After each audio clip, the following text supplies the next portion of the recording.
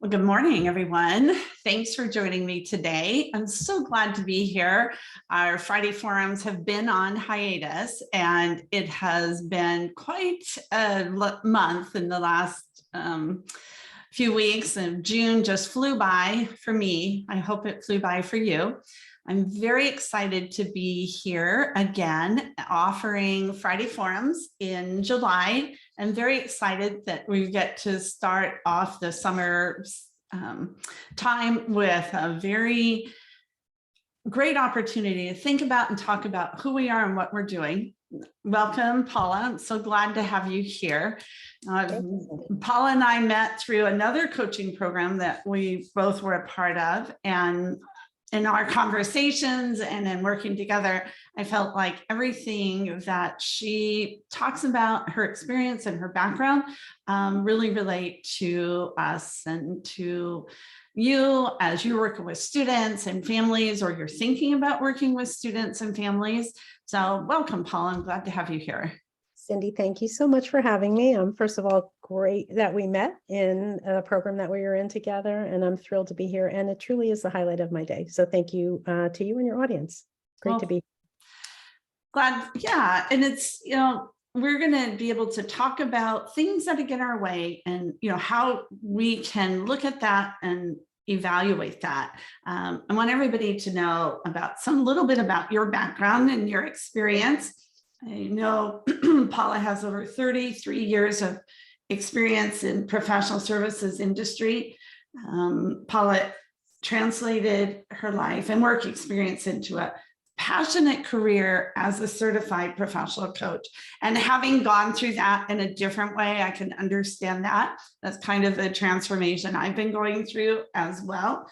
And you worked for more than 3 decades at PwC, which is what? PricewaterhouseCoopers. It's an audit, tax, and consulting firm. And you're located in the Chicago area, is that correct? I'm actually north of Philadelphia and south of New York. I'm in Yardley, Pennsylvania. So right squat in the middle of New York and Philadelphia, and I can see New Jersey from my window over the Delaware. So. That's the thing, us on the West Coast, we don't quite get, I can see Mount Whitney or the Sequoia Forest from my window. So I love that. I love that. And I know you came from a background as a director in a high pressure, high demand work environment. And you were a leader and a coach working in that area. And we're going to talk about what you went through, to what that experience was and what you transformed to be, and the training that you went. I think people might be interested in some of that as well. So as we log in, oftentimes I have everybody put in their name and where they're from so that you can see where they are. So welcome everybody. As we've got several people logged in, go ahead and put in your name and where you're from.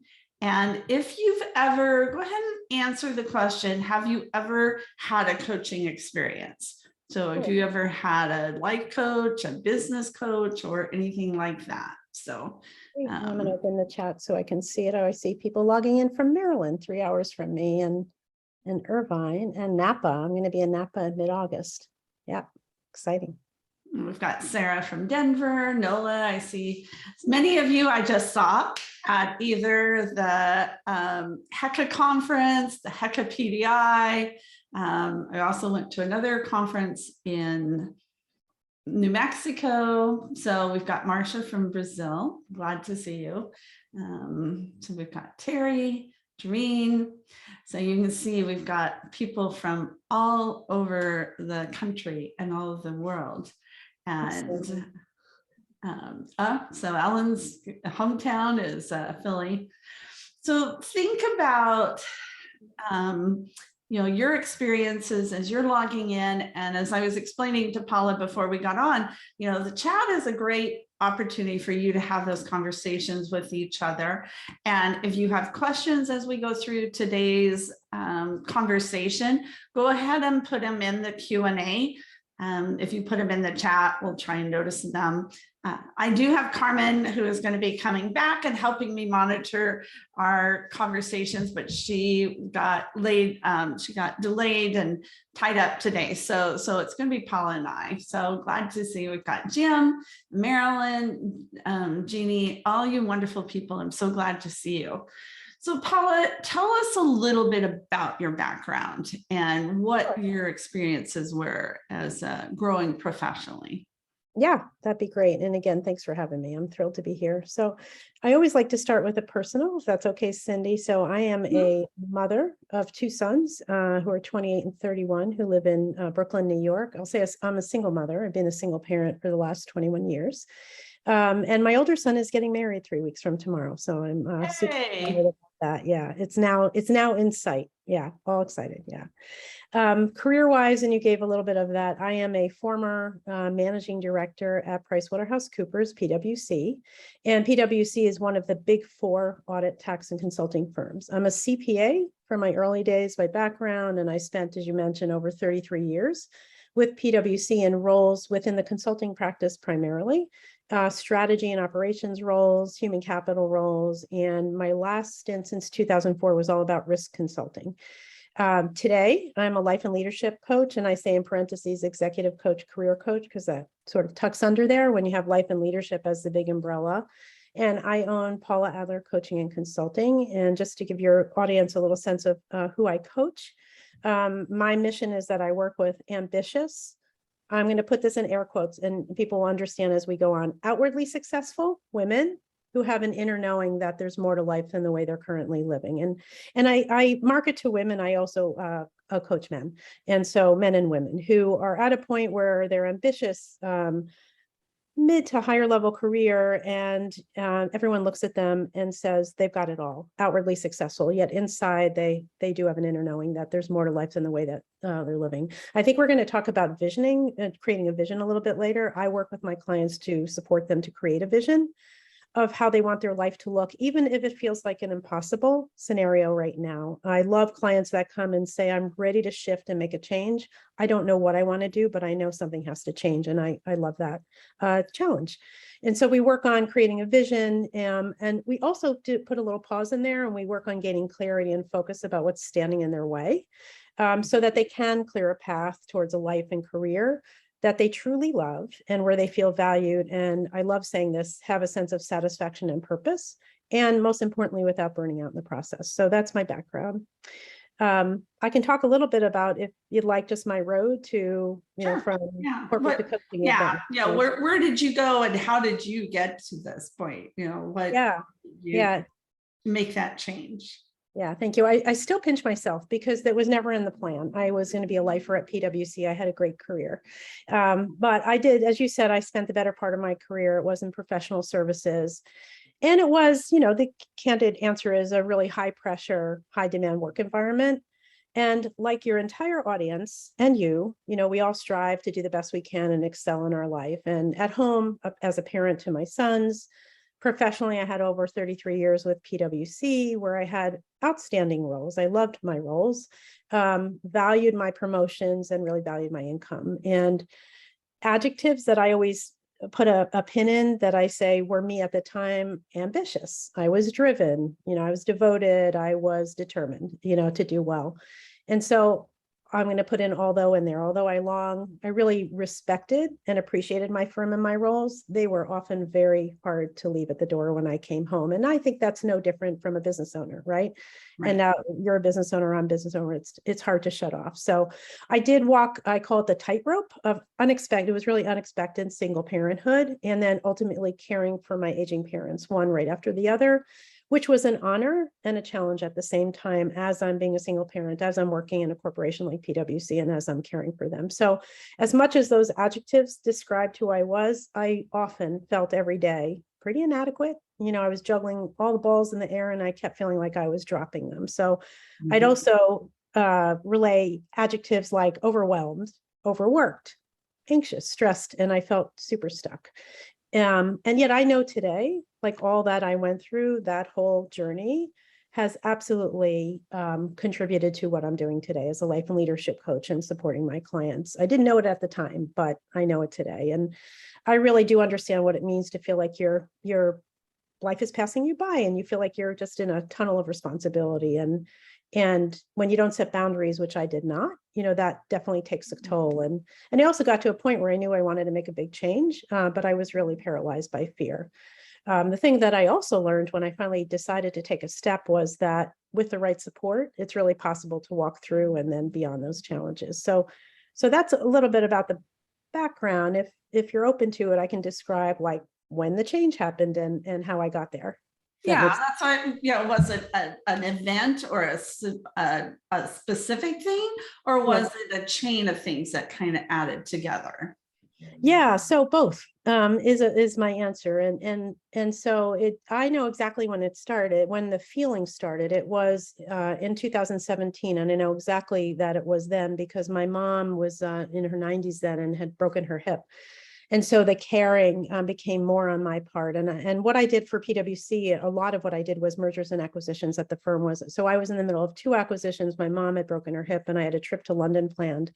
And all of a sudden, it just kind of came down on me. So when it was transitional and that this whole thing was building up and all this pressure, as much as I love my roles, I would say they were the roles that took my soul, is the way I describe it. And I got to a point, my mom broke her hip, and it was just like, I hit a point where I just felt like my life was passing me by and that I couldn't find a way out. So I kind of put a pin in it then because I was caretaking her. I was in the middle of a lot of work. And it was in my mind. So then that became a little bit transitional. So for the next 2 years, my mom passed away in 2017, and I kept working and doing what I do. And then I got to 2019, and I hit a point. It was really just one night I came home and I just said, I got to do something about this. I was happy. I loved what I did, but it was wearing me out. And I really felt like my life was passing me by. So the way I describe it is that I put a foot in the door of my life, and I really wanted to determine what was most important to me. And although I know at the time I didn't feel this way, I really can look back now and say, I didn't know what I wanted to do. I didn't know where I would go next. But I knew I needed to make a change. And when I look at it now and clients come to me with the same thing, don't know what I want to do. I know I need to make a change. That was okay. It was kind of trusting the process. So what happened was, for myself, my next step was I enrolled in what's called a Life and Leadership Potentials course, which was part of a full coaching sort of certification. And I'll share the name of the company. It's IPEC. It's the Institute for Professional Excellence in Coaching. And it was a 10-month program. I enrolled in it for me. There was no intent at the time to leave my firm at all. And I was enrolling Life and Leadership Potentials, right? It sounds great, transformational. And many people take the program for themselves first. Yeah.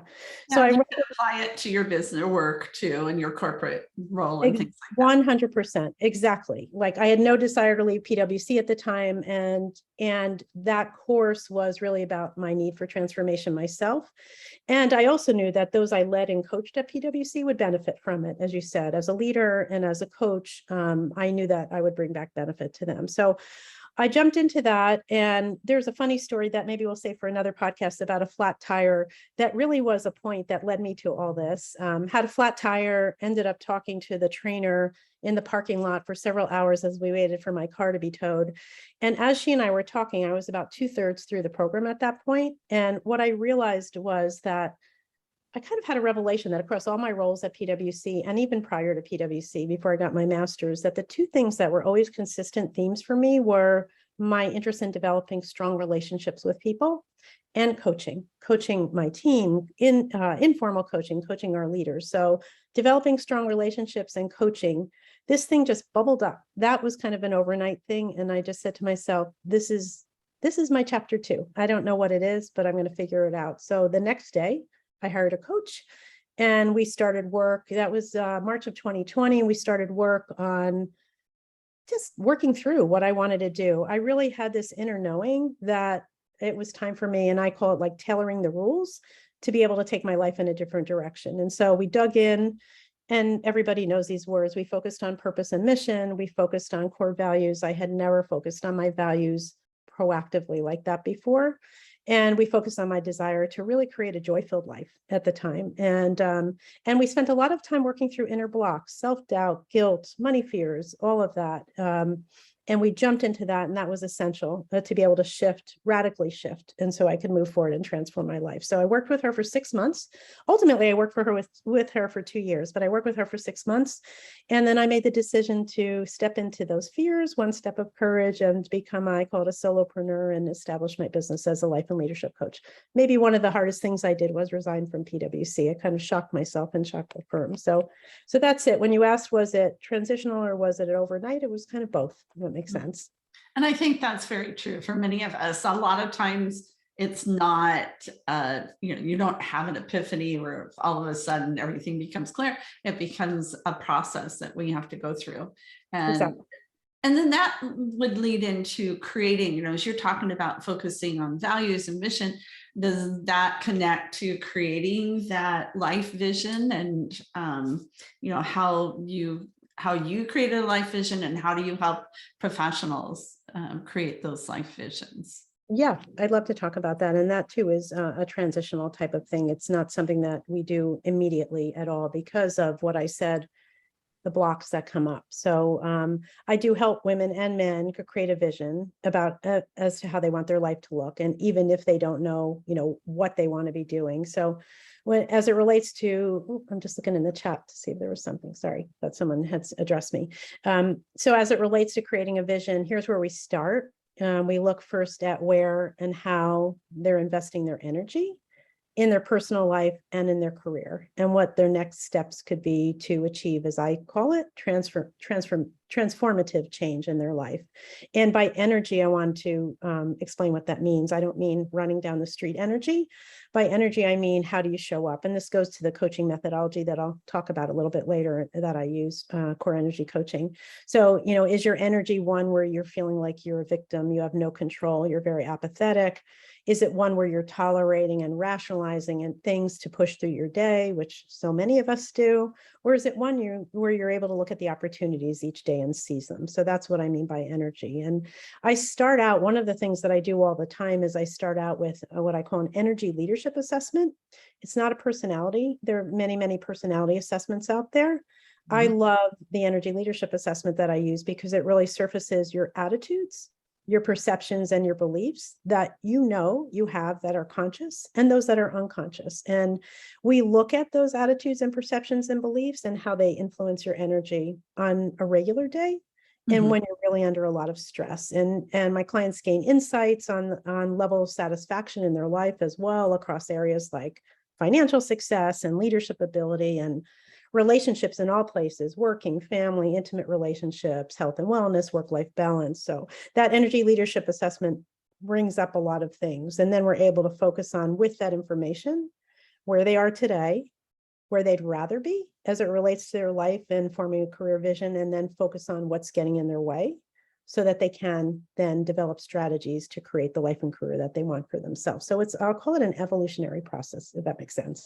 It does. It does. And again, it's sort of like unpeeling the onion first, and a lot of times as a counselor, we find in our work with students and families, the thing that they think they want or need is not really what it is. You have to dig a little bit, and you have to work with them and help them and guide them to discover their own vision, mission, values, cores, because you can't get at those things that are getting in the way until you dig into them and understand them a little bit more, right? Yeah, that makes perfect sense to me. You're doing coaching along the way of the student, you're doing coaching of the parents, and those attitudes and perceptions and beliefs that are in them that they know of, and those things that they've brought with them, from their childhood on, from their family of origin, all those things come up. And I know where you focus, I know what you do. And it's a very tense time, right? Sometimes when you're working with students, a lot of tension about getting into college, et cetera. Well, and especially now we're finding, because of COVID too, it's really affected the mental health of our students. So therefore, then that affects us and what our roles are. And I think it's easy in everything you're talking about, it's easy to focus on the other person, and not as easy to focus on ourselves. And so talk a little bit more about that. What do we do to get in our own way? Yeah. I'd love to do that. And I'm going to talk a little bit about that when I said getting into the energy leadership assessment and then what comes out from that. And just let me give a little bit of background. And I'm going to say that whenever I do a session like this, I like to say to the audience, listen for yourself and listen for the client you serve. Listen for yourself and listen for the client you serve. Try to keep those two lenses when I talk about this. So here's the thing, around the life vision, and I'll just progress a little bit, that energy leadership assessment. Like, as an individual, we all view the world through certain filters based upon our experiences, our values, our assumptions. And those filters that we have on life, they either limit us, like I talked about tunnel vision before. So they either limit what you see or they expand what you see. And I like to say, like, tunnel vision or a prism, you know what a prism is, which it kind of expands. So we all unconsciously develop those filters throughout our life, and they really do significantly impact how we perceive them, how we perceive things. So ultimately they affect how we show up in different situations and could even be holding you back from realizing your potential in yourself, in your life, and in your career. So I work with clients to focus in on where and how they're investing their energy, and whether that energy is supporting them in achieving their goals or getting in their way. So I'm just going to pause there, because when I said to have you and your audience listen as for yourselves and for your students and the parents, how people invest their energy either supports them or it gets in their way. And I suspect that you see that, with your clients. So yeah. Once you're clear on that and how you're able to, and how you're investing your energy, then you can think about creating your vision and making a plan and adjusting your priorities to achieve the goal that you want. And to talk a little bit about transformative coaching, because you got to dig into those things that are standing in your way. I'm going to talk about something called influencers later, and getting down to that, like what's lying beneath, which I heard you say you need to do with your clients, is really important before you can actually move ahead. Right. I can talk a little bit more about those things that get in our way, if you'd like to have that dialogue. Sure. Yeah. Because I think that's one of the things, especially now with the pandemic, hopefully it's receding a little bit, although it's still very active and still very there, very present in our lives. How do we build that awareness? And a lot of times these are things, we have values. I know a lot of people get into this industry as a second or a third career. More and more people are coming into college counseling as a first career as well. But there are those life visions, and some of those drivers, are driving them to this career as part of a way to find that satisfaction. And maybe, we're finding it, maybe we aren't, because we're not really identifying the things that are driving us forward. Exactly. Yeah. And you hit the nail on the head. And no matter what we do, I've made changes in my life. I feel like I've transformed. I know I'm a different person than I was several years ago, yet I work on these things every day. Life happens, right? And so what I'll share is those things that happen, and I work with my clients on, happen to every one of us. And then, how do you get your arms around them? How do you take control of those and you're going to hear me talk about, I like to use a car analogy. You're either in the front seat as the driver or you're in the back seat. And when you're in the front seat, you're at the cause of your life. And when you're in the back seat, you're at the effect of your life. What I work with my clients on is how to get to at the cause of their life, one step at a time. And that applies to every one of us. So, as I said, I coach women and men, highly motivated, like your audience, outwardly successful. And at the same time, there are many times when we all feel stuck and stressed in our lives, and we feel overwhelmed by work and family obligations. And in the work and family obligations, odds are we're always looking after everyone else, at work and at home, and typically, right, no self-care, or at the expense of our own sanity and needs. And as a result, we end up having anxiety and at times even some resentment about all that we have on our shoulders. And the pandemic, you mentioned that earlier, that has certainly served to exacerbate those feelings of overwhelm and feeling stuck and stressed, and all the current events that are happening around us right now as well, that we're reacting to every single day. One of the things that I do to help my clients get to what is overwhelming them. And I'll mention the energy audit now, if that works, and what we'll make available to your audience. Yeah, one of the things I do with my clients in getting through what is weighing them down and feeling so heavy is I work with them on an energy audit where we're able to take stock of where their energy is going and how they're focusing on, when they're focusing on the people, places, things, and the beliefs that they have, what drains them and what fills them up. And so we look at both those sides through an energy audit.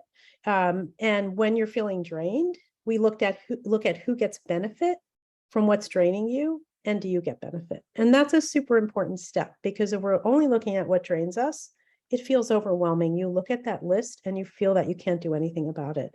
When I dig in and I say, who gets benefit from it? And do you get benefit from that thing that's draining you? It's kind of like eyes open with clients about, I'm doing all these things and I'm not taking anything from them. And then we look at what fills them up. So in that whole process, we're trying to create more room for the things that fill them up. They like to be in nature. They like to travel. They like to be with their family. We look at all the drains, and the drains aren't things that we can just go cross off your list. I have a client who is caring for an elderly aunt right now. It's fully draining to her. It's her aunt. She can't cross it off the list, but we were working on ways to have it fill her up a little bit more and to not be fully responsible. So we look at both those sides, what drains you and fills you up. We work on setting boundaries without the guilt. And we also work through the self-doubt that comes up from that, the inner critic that tells you you're not doing enough. So that's partly how we get our arms around what drains you. And we'll make the energy audit available. It's a link that I think we're going to put out on your site, if that makes sense. Yep. I will have it available on the website. There'll be a link so that everyone can go and participate in that. And do they get the results back as a report, or how do the results come back, Paula? Yeah, so they will go in and they'll take a link and they'll go in and they'll grab it and then download it. And then they take it and they fill that out and they observe and see what comes up. So it's actually something they're filling out through a PDF. What also comes with it is a values assessment. Looking at your core values, it's something I never did. I never focused on that. And there's also a values assessment that they'll find in the trail there as well, where you look at those things that you look at a list of values, you scale them on 1 to 10, how important are they to you? And then what you also do is look at how you've actioned them. So it's a real eye opener. Okay, travel is important to me. It's a 10. And I'm at a 3. And so what pops out of there is what's important to me. And I actually work with clients on getting down to 3 to 5 core values. So joy is one of my top values. It was something I wanted and something that I actioned very low. And now I focus on it because it's a high core value and I was actioning it not well. And so whatever I do, the decisions I make, I'm always thinking about, is this going to bring me joy? And sometimes that's easier said than done, right? We have certain shoulds in our life that we need to take care of and they don't always bring joy, but it's something I'm focused on and I wasn't focused on it before. You had asked me to focus a little bit on how do we take control of some of these things, and I'm happy to share a little bit on that. If you'd like. You mentioned how, our self-doubt sometimes gets in the way. I was reading your blog about shoulds, and Brene Brown talks about how we should on ourselves and we shouldn't do that. And so what are those things that get in our way those self-doubts and those kinds of things? Because I know from a counseling perspective and professionals in our industry, that's a big issue. And it's certainly one that I talk with people a lot about. So yeah, let's talk about that. And I'd love to partner with you on an example that would be very relevant for your audience. I've got one in my mind and I can test on you whether it would make sense. So there are many ways that I work with my clients, but one of the things we do is I help them gain understanding of what's holding them back and how to shift their energy. And I'm going to say it again. And I would say, put this in a sticky on your whiteboard. I want to be at the cause of my life and not at the effect of my life. And use that car analogy. I want to be in the driver's seat of my life and not in the back seat. So every time you feel yourself get low and that self-doubt comes, you're starting to put yourself in the back seat. And the idea is, how do I get back in control in the front seat of my life? And on the path to doing that, I share with clients to pay attention to the influencers to your energy. And I look at them in a specific way. And this is going to be something I assume a lot of your audience and you've heard about before. The influence in your life, that could be spiritual influencers, however you define spirituality, mental influencers, emotional, it's got an acronym, SMEMSI, emotional influencers, physical influencers, social influencers, and environmental influencers. And those influencers either work for you, and to any degree they don't, they tend to detract from your performance and how you show up. So what I work with clients on is the factors that influence your performance and how you show up. And they vary from person to person, right? What will affect you might not affect me and vice versa. So it's really very to the person and it's very situational. And what I want everyone to think about, and this is for yourselves and as well as the clients that you have, anytime you're not performing at the best of your ability, something is blocking your energy, and it's going to be a spiritual influencer, a mental influencer, an emotional influencer, a physical influencer, a social influencer, or an environmental influencer, and it's holding you back. So the example, and I'm just going to test this on you, that came up for me as I was thinking about your audience and working with clients. You wake up in the morning, you look at your calendar, and it's stacked with appointments. And it's not just stacked with appointments. You happen to spy 2 clients that you're going to be working with that are very heavy for you, very heavy. The encounters are challenging. They're not always uplifting. So I'll just pick on 2 influencers there. So there's a mental influencer, right? When you think about mental, you look at your calendar and it's just, you've got 12 appointments during the day. That just starts to pull you down a little bit. How are you going to get a break? How are you going to get a lunch break? And then you happen to spy those 2 clients that just, don't light you up as much as the other clients. So that's a bit of a social influencer. The way they come about things and the way you come about things are different. So those are examples. Hopefully that resonates. Definitely. And I could go on, but let's just use, in the interest of time, social and mental. So once you've got awareness of what's influencing your energy, you can then focus on, okay, what's coming up for me? And you're going to hear me always talk about, and this is a tool, thoughts, feelings, and actions. And I'm going to say right up front, as people start to say, well, I can't always control things, I'm going to say you always have a choice. You always have a choice to take a step. So once those social influencers are out there, you're looking at your calendar, it's stacked. You've got a couple clients out there that the parents and the child, or any form of that, are just challenging, to work through. You start thinking about what are my current thoughts? Okay, how am I going to get through my day? This looks like a full day. And you start to focus on your current feelings. It's a full day. I'm already feeling weighty and kind of undone. And then what do you do typically when you have that? You just push through your day and you tolerate and you rationalize. So one of the steps I do with clients is it's really important so I'm going to say thoughts, feelings, and actions. And I'm going to say awareness, acceptance, and conscious choice. It's really important to accept your current thoughts and your feelings that you're having, and with no self-judgment. They are your thoughts and they are your feelings, and you're entitled to them. I know I was someone that used to go from thoughts to actions. Oh, I have no time for feelings. I don't do that anymore. Embrace those. You can do this in 30 seconds. This is not put aside a half an hour. I'm feeling weighty. I'm looking at my calendar. These 2 families are really difficult. What's coming up for me? Okay, this is going to be a tough day. I'm feeling heavy. Then you stop and you pause and you accept what's coming up for you, and you're okay with it. No self-judgment. And then you can be in conscious choice about how you're going to move forward. What new thought would I like to have? So in the case of, I'm looking at my schedule and I've got these 2 heavy duty clients, I'm looking at my schedule and my schedule is filled and I'm doing well financially. I mean, I've got a full book of business and that feels good. And these 2 families are really struggling. They're really struggling and I'm here to help them. So you start to reframe those thoughts. And when you start to reframe those thoughts, I don't want to oversimplify. You can tell me if this is an oversimplification in this example. When you start to reframe those thoughts, you have a different feeling. I'm helping people, I'm supporting them, and I'm doing well financially. And then you can be in conscious choice about how you move your day forward. So I'll pause there and yeah, I'll pause there. How about that?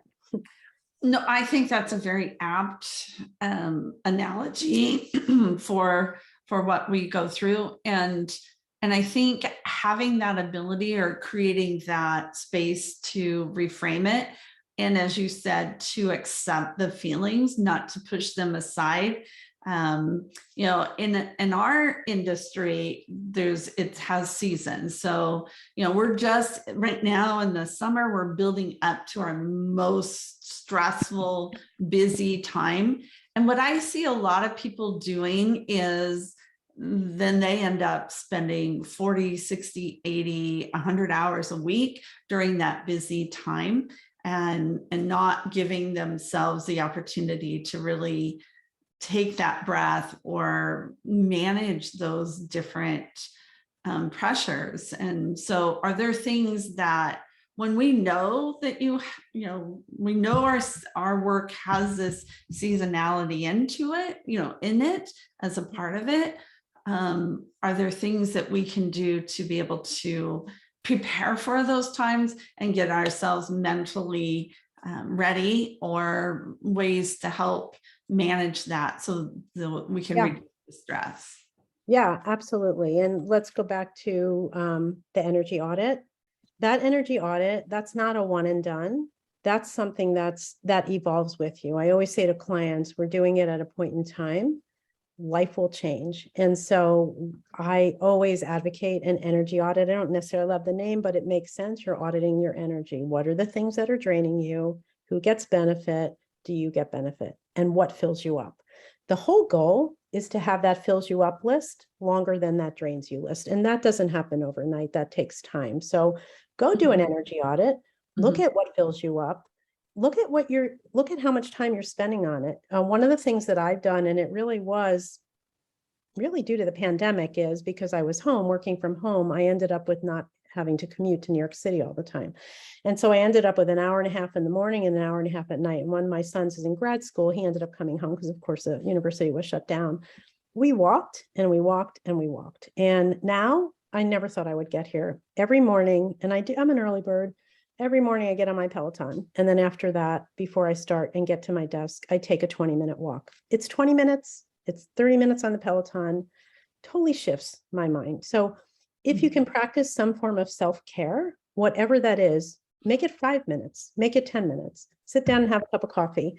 And I would be the one to say, historically, easier said than done. I don't have any time for that. Well, you can, and it can be 5 minutes. Just take one step. Don't make it a big step. Just make it one step and build on that step and build on that step. So really focusing on those things that light you up.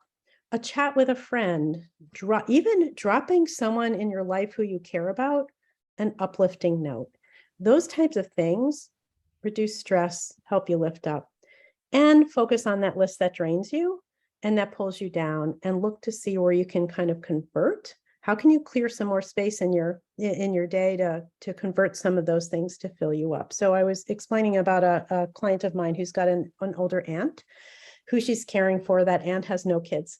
And so it's all on her shoulders. And so we went through an energy audit and it was draining her. She needs to take care of her aunt. That's not something that will change.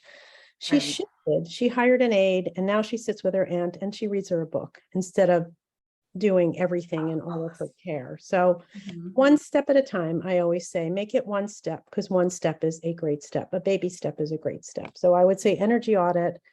Think about those influencers.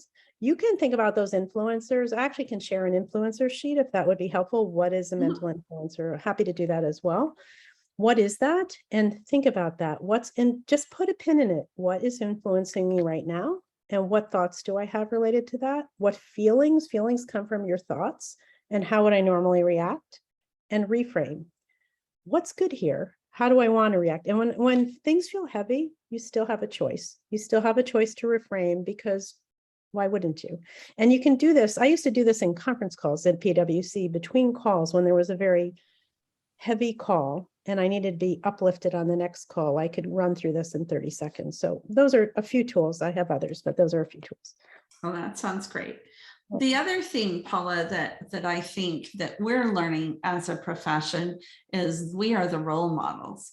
So we need to learn these things for ourselves and practice that self-care. Think about, I love the analogy of, are you in the front seat of your life, driving it, or in the back seat, letting it take you wherever you think it's supposed to take you? And as we practice those things, then we're able to teach those to the students we work with, the parents and the families, other professionals, because we're demonstrating those, opportunities and those ways of handling that. So 100%. And I say that to my clients all the time. The things that we're doing within coaching, do them with your teams. What I ask is, if I give out any intellectual property, that's not given out, to others. However, the concepts of them, thoughts, feelings, and actions, influencers, being at the cause of your life or being at the effect of your life, you can easily call that out to someone. Do you feel like you're at the cause of your life right now? Or do you feel like life is happening to you? Use the car analogy. So anything we talk about here, bring it to your students, bring it to the families, and just what added value that is, right? What a great scenario. How good will they feel about that and that interaction? I would imagine pretty good. You're giving them some life skills, right? Things are hard. Call it out. Yeah. Absolutely.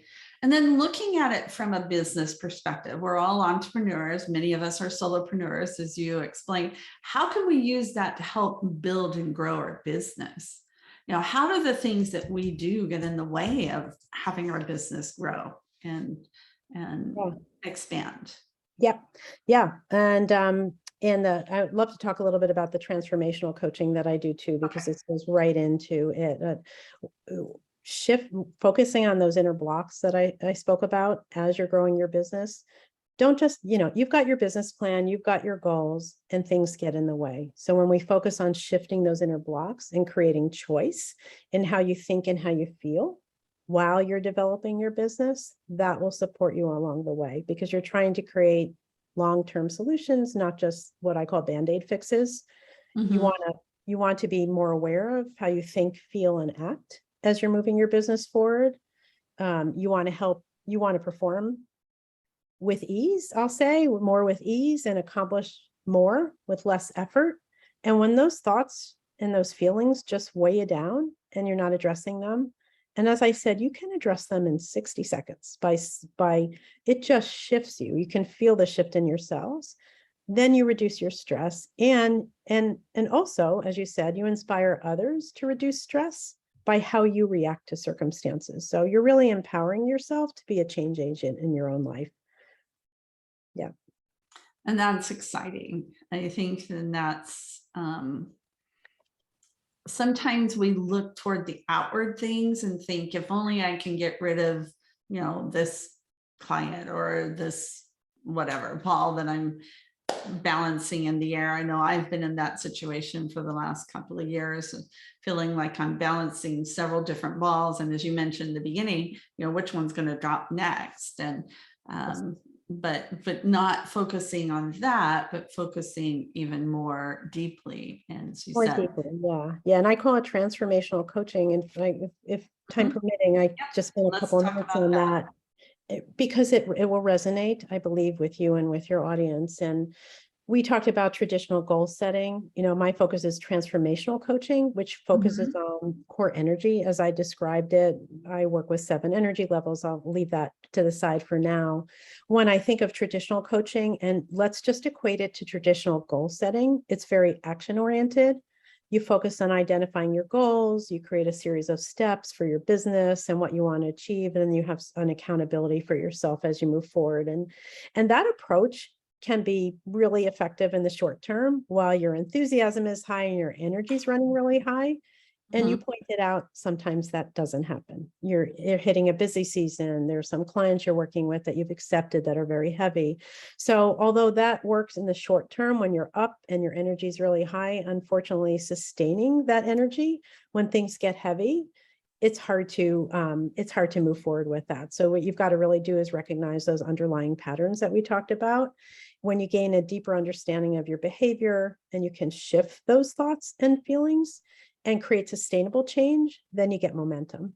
So while you might achieve your initial goals with that kind of goal setting and only focusing on goals, it's really not sustainable when you've got these underlying blocks that are popping up. And so that's why I focus on transformational change with my clients. I say I operate from the inside out, if that makes sense. A lot of many of my clients come to me with an outer goal in mind. So setting boundaries at work and at home, seeking a promotion, looking for a new work role, focusing on self-care. But I do core energy coaching where we start on the inside and we find the root of their challenges and their blocks to success. Those limiting perspectives. We all have limiting beliefs, assumptions, interpretations of the world. Those thoughts, some of those outdated beliefs that unconsciously we've adopted through our families of origin. We pick them up through our family, we pick them up through society and the media. And so those thoughts and feelings, they end up going beneath the surface and they're kind of hidden. And then they're really huge drivers of, unproductive choices and behaviors. So I work with clients on identifying those inner, I'll call them blind spots. I think that's a common term for people, and bringing awareness to them and then working on shifting them. So we look at new perspectives, we look at new helpful beliefs, and then that supports yourself from a deeper, sustainable level. And that's clearing the blocks. That's focusing on transformational coaching. And once you go there, you don't go back. You're aware of it, and at every point in your life. I feel that where I've come through my IPEC coaching program and the Transformational Coaching Core Energy, let's teach it in elementary schools. I mean, these kinds of things are just, what are you thinking? What are you feeling? You are in conscious choice of things. It's just, it's really transformational. Yeah. Well, and I think we've seen proliferation, especially because of COVID and in elementary schools and schools in general for social emotional learning. And I'm sure they're different, but at least having that awareness within our society that's key for our children and for ourselves too. So what other advice do you have for us, Paula? Yeah, I have a whiteboard here. I recommend everyone have a whiteboard. I never did, and I have some quotes that I love, and they don't shift you, but they're inspirational. And so I'm one to share. I have one quote that I love to share, and it is a Ralph Waldo Emerson quote. The task ahead of you is never as great as the power behind you. And I actually, when I post on social media, I actually have an image of my son. He and I went to Iceland last August. And I remember we did an 8-hour hike up through the mountains. He dragged me up. And I have a picture of him walking up the hill. And I always, you think of this quote, the task ahead of you is never as great as the power behind you. You have the ability to transform. You can get a hold of your thoughts. You can get a hold of your feelings. Each moment really describes, another quote I have, each moment describes who you are and gives us the opportunity to decide if that's who you want to be. So that whole idea of being at the cause of your life and not at the effect of your life, think of yourself, that analogy of being in the driver's seat versus being in the back seat. Nobody loves to ride in the back seat, right? We all want to be in control of our lives and be in the front seat. My thoughts are really focused on getting to that root or core of those challenges that you have. Identify your thoughts, identify your feelings, understand the influencers that are affecting you, put a pin in it, and accept what you're feeling, accept what you're thinking because you're entitled to it. And then sit back and say, what step do I want to consciously take right now? What thought would I rather be having? And that begets a more anabolic, uplifting feeling. And then you can be in conscious choice of where you're going. And you don't have to go it alone. I think I went it alone my whole life. And when I reached a point where I just said, I've got to shift, I couldn't do it myself. So I really did learn that with the right support, it's really possible to walk through and beyond those challenges. Yeah. So do you recommend that people keep a journal or a way? How do you capture that and then reuse that in your life? As far as when you say capture that, just give me a little bit more. The thoughts or things, keeping, like, I know there's research on gratitude and gratitude journals and that kind of thing. Is that something that we can do to, by writing it down, or like you said, having a whiteboard as a way to be able to bring ourselves back to that? I got you. Yeah. Yes, I have. I think the tools that we choose are very personal. Oops, excuse me, got a little dog barking here. The tools that we use are very personal. And I'll say, for one, I am not someone who loves to journal. And I journaled for a while and I realized journaling wasn't for me. And it is for many people. So journaling is absolutely one way to do it. I have a whiteboard here. I have a poem by John Donahue called A New Beginning, I look at that in the morning and it lifts me up. Also, and I'm going to talk about this very briefly because it would take a while, is your own personal manifesto. It's something that you look at in the morning, that you develop and you change over time, who you are. I am this and I am that, and it lifts you up. A couple other things is what I do with clients. It's called the 3 things you're most grateful for. Wake up in the morning before you get out of bed, sit at the edge of the bed, and think about the 3 things that you are already grateful for that day before you budge out of your bed, and then keep them by you. And then as things happen across your day that are filling you up, add it to the bottom of the list and add the next one to the bottom of the list, and then review it at night. So you can figure out those 3 things you're grateful for before you woke up. You've got something you're seeing your family that day. And so keep that next to you and think about those things that you're grateful for and add them to the list. And then each night, review them at night. Yeah. Yeah. And I think those are the powerful things. Sometimes we think that it has to be more complicated or more involved. And yet those things that you can put into place on a daily basis and don't take more than 5 minutes or so, and can be very powerful. Absolutely. So how do people find you online and thank you. and the work that you do? Yeah, thank you so much. So a number of places, and hopefully we can share that after today's call. So I have a website. It's paulaadlercoaching.com, www. Paula Adler. Make sure you get the A from the end of Paula and the A from the beginning of Adler. paulaadlercoaching.com is my website. I'm also on LinkedIn. I've got a business page and a personal page. So on LinkedIn, it's Paula T like Terry Adler on LinkedIn, and you'll also find Paula Adler Coaching Consulting on LinkedIn. I'm on Instagram. I can give you these, Cyndy. Paula Adler. I think my Instagram is Paula Adler Coaching and Paula Adler Coaching Consulting, and I'm on Facebook. So I'd say website paulaadlercoaching.com. My email address is paula@paulaadlercoaching.com. And if anyone wants to get in touch with me, there's a contact page. You can write to me, paula@paulaadlercoaching.com, or there's a contact page on my website that says contact. That might be the easiest, paulaadlercoaching.com/contact. You can find that on my website. Yeah. And they can just let you know that they heard about you through our Friday forums. So exactly. Yeah. And I love that, my clients are from all different walks of life. Everything I'm talking about transformational coaching, everything about getting a hold of those, that not just focusing on your goals, those outer goals, but really focusing on inward. What are the thoughts you have? What are the feelings that I have? What are those attitudes, perceptions, and beliefs that we know of that are getting in our way? And those things that are really unconscious, that have come from our family of origin, society, and spending time thinking about that is truly transformational. And again, going back to what you were saying, the difference between just having goals and having that transformation, that is much more sustainable and is something that's going to carry us through a much longer period of time. Yeah, these are life skills. And again, as I said, these are things that bring to your business, share them with when you're on with a student, and that student is completely, I would imagine, sometimes stressed out about the application process and what she or he needs to do. Yep.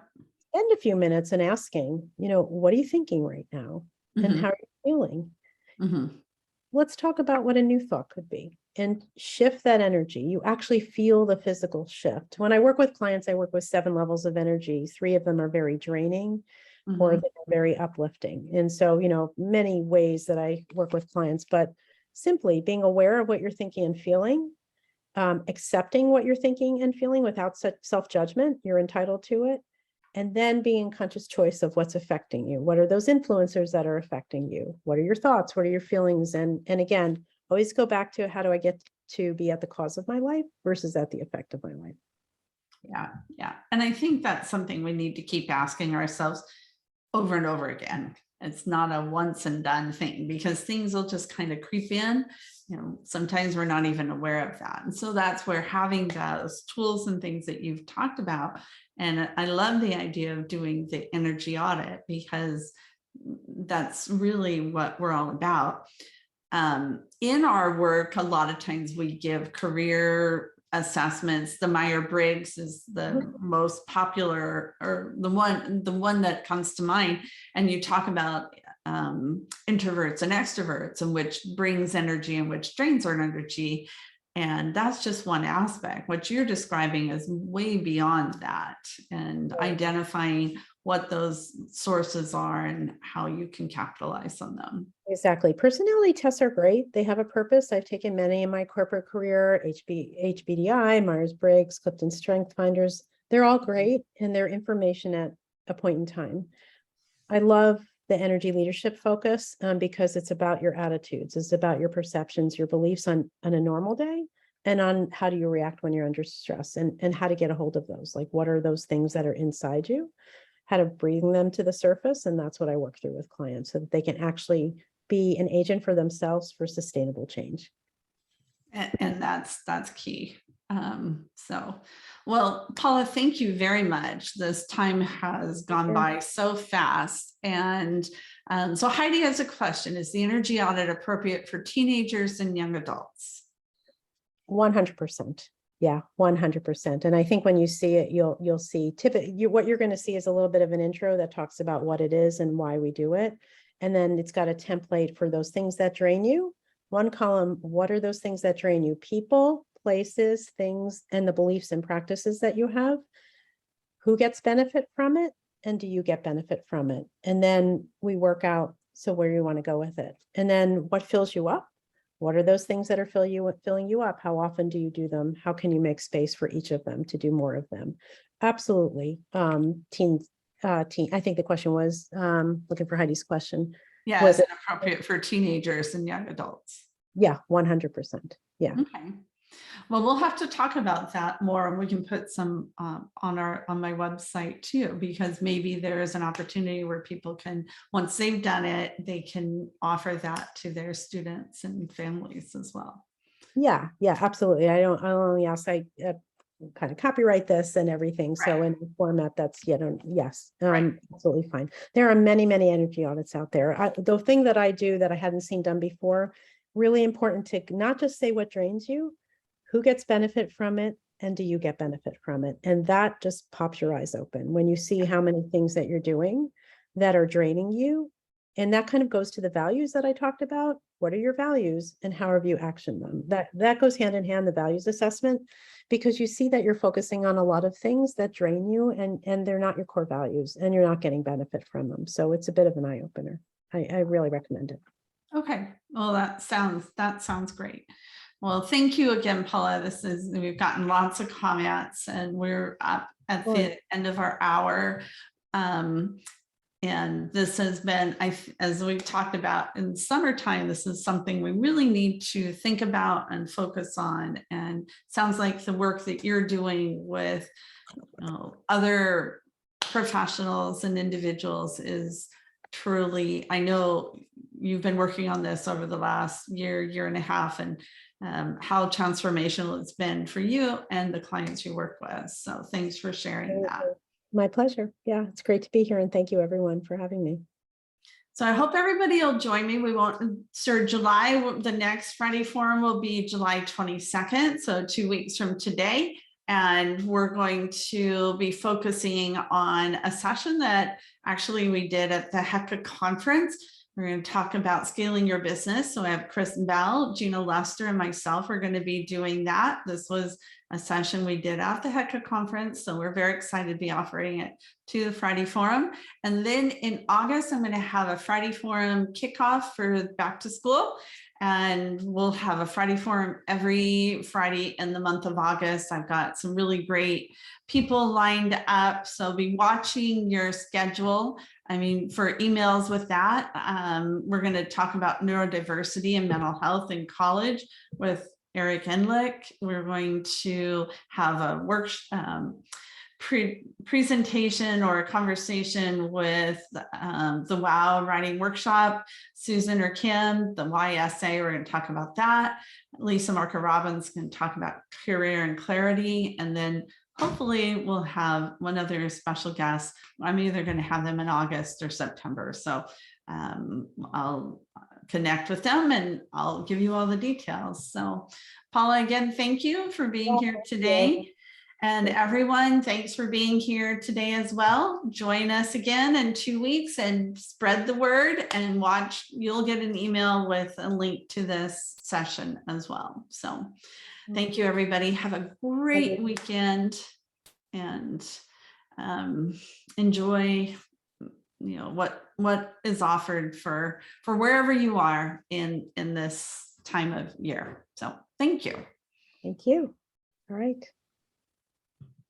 This ends our webinar for today.